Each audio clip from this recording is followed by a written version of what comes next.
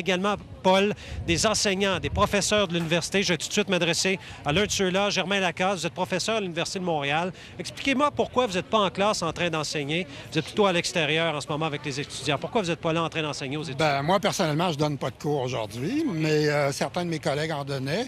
Le département a annulé les cours aujourd'hui pour essayer de désamorcer un peu la crise. Mais le département se trouve comme un peu dans une mauvaise situation parce qu'en réalité, ce que nous disons comme profs, parce que le département, c'est aussi les professeurs qui enseignent dans ce département. Premièrement, si le gouvernement avait géré cette crise quand elle a commencé avec les étudiants, ce qu'il n'a jamais voulu faire, si la direction de l'Université de Montréal avait voulu discuter avec les étudiants, ce qu'elle n'a pas encore voulu faire, si elle s'était adressée aux associations qui ont voulu prolonger la grève au lieu de faire venir la police à l'intérieur pour soi-disant protéger des gens en danger. Puis là, on a un comparatif. À l'UQAM, il y a 5 fois plus d'étudiants en grève qu'ici, 10 000 contre 2 000 à peu près. Puis la police n'est pas intervenue. Donc, vous êtes solidaire, je comprends bien. Vous êtes solidaire. Bien, moi, je suis... Écoutez, j'ai ça ici sur moi. C'est pas juste... Mais vous pénalisez pas les... juste pour faire semblant. Mais vous pénalisez pas les étudiants de vos cours qui, eux, ne veulent pas faire la grève. Les associations étudiantes, dûment mandatées, ont voté pour la poursuite de la grève.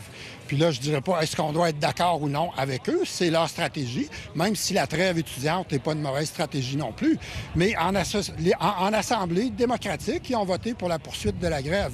Donc, ceux qui continuent la grève, ils ont le droit de la continuer. Puis la loi 78, c'est une aberration parce qu'en fin de compte, c'est comme essayer d'enlever le droit d'association à tout le monde.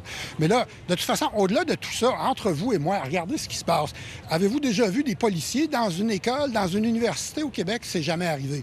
À l'UQAM, il y a des grèves étudiantes aujourd'hui. Il n'y a pas de policiers qui sont là. Ça s'est géré autrement. Il y a moyen de gérer une crise autrement que ça. Et c'est ça qui n'a pas de sens. On aura la réaction de la direction. Merci, M. Lacasse. Alors, venez d'entendre l'un des professeurs de l'université qui appuie fermement les étudiants. Vous l'avez entendu, Paul, c'est clair. Alors, voilà, la situation au moment où on se parle. Ces étudiants qui sont toujours présents ici sur les marches d'escalier, je peux m'adresser à certains d'entre eux. On est en direct sur les ondes d'LCN. Comment vous avez réagi justement à la présence policière? On vient d'entendre un professeur. Comme étudiante, vous, comment vous réagissez au fait qu'on vous a demandé de quitter l'université? Bien, c'est sûr que je trouve ça très questionnant, évidemment, là. Mais on peut pas penser... Mais je pense que vous avez une belle idée de ce que les étudiants aussi pensent des réseaux... comme... Si on n'était pas là, madame, vous n'auriez pas de couverture médiatique et votre message ne passerait pas. Alors vous, la fait de voir des policiers à l'intérieur, vous demandez d'évacuer, vous étiez là tantôt? Bien, moi, ce que j'ai trouvé très questionnant, c'est surtout de se faire prendre. On passe dans un corridor, les policiers nous arrêtent, ils prennent tout le monde. Ça, c'est questionnant. Toi, tu n'as plus le droit d'être un étudiant, tu n'as plus le droit de marcher dans l'université. Ça aussi, c'est questionnant, là. En même temps, il y a des étudiants qui disent que vous les intimidez, ceux qui veulent avoir accès à leurs cours. Vous n'avez pas l'impression d'intimider, justement, ces étudiants? Ah, ben moi, en tout cas, je pense pas que j'ai intimidé des étudiants. Votre groupe, je parle pour l'ensemble. Il ne faut pas généraliser notre groupe. C'est qui, notre groupe? Je veux dire, voyez qu'est-ce qui se passe. Les étudiants qui ont voté en faveur de reconduire la grève, je parle d'eux, là. Bien, il n'y a pas d'intimidation à voter en faveur de reconduire la grève. Un vote, c'est démocratique, ce n'est pas de l'intimidation. Merci, madame, votre opinion.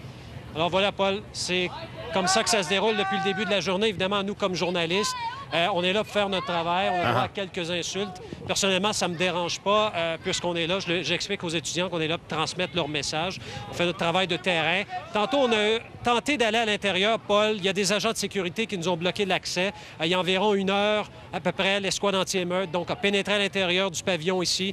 On les a suivis, mais on nous a bloqué l'accès au 2e étage. On voulait voir un peu ce qui se passait au 3e, au 4e étage. Bilan, je vous le répète, 16 arrestations aujourd'hui. 5 personnes devraient être accusées de voies de fait, notamment on parle de 4 hommes et 1 femme. Voilà, Paul. Bon, merci. On vous retrouve dans un instant. Pas facile de travailler dans ce milieu-là. Merci à vous, Yves. Mathieu Filion, c'est le porte-parole de l'Université de Montréal. Il est en ligne avec nous. Bonjour, M. Filion. Bonjour, M. Larocque. D'abord, on aimerait avoir une explication. Pourquoi avez-vous empêché les médias de faire leur travail et relater ce qui se passait à l'intérieur de l'université? Pourquoi? En fait, ce n'est pas qu'on veut empêcher les médias d'entrer, c'est que ce matin, on a eu plusieurs situations qui se passaient tout près des portes et d'un commun accord avec la police, on nous a fortement suggéré de ne pas laisser entrer des éléments qui pourraient perturber davantage le travail des policiers. Et à ce moment-là, il a été pris comme décision d'attendre un peu finalement avant de laisser pénétrer les journalistes. Donc, ce que vous nous dites, c'est que c'est la police du SPVM qui vous a demandé de ne pas laisser rentrer les journalistes? Ben, en fait, ils nous ont suggéré fortement que pour ce moment-ci, d'attendre un peu avant de permettre aux journalistes d'entrer. Au nom de quoi, M. Filion, si vous permettez? C'était surtout pour pas qu'il y ait encore plus de grabuge à l'intérieur. Mais ça ne contribue pas à créer un climat qui, pour certains en tout cas, vous avez des choses à cacher? Écoutez, l'université, nous, on n'a rien à cacher. Ce qu'on tente de faire aujourd'hui, nous, c'est que les cours aient lieu, que les cours se donnent et que tous les étudiants qui veulent aller en classe puissent assister à leurs cours. Ça fait quand même étrange de revoir ces images-là parce que l'université, en fait, en principe, c'est un havre du savoir et puis une sorte de zone où on ne voit pas ces images-là. La présence policière, ça dérange, M. Filion. Ça, j'en conviens avec vous. Écoutez, ce n'est pas une décision qu'on a prise à la légère. Lorsqu'on a parlé avec la police hier matin, on avait tenté de raisonner les étudiants qui tentaient de perturber les cours. On leur a demandé de quitter.